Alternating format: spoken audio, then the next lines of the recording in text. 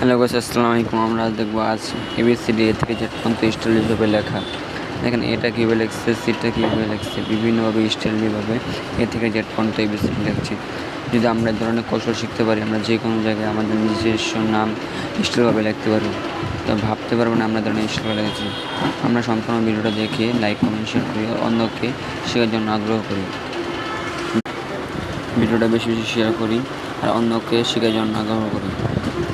আমি যদি শেয়ার করি, অন্যকেও দেখতে পারবে ভিডিওটি, অন্য শিখতে পারবে। এখানে ওটি কীভাবে লিখছে, পিটা কীভাবে লিখছে, কিউটা কীভাবে লিখছে, একটা একদম স্টাইল।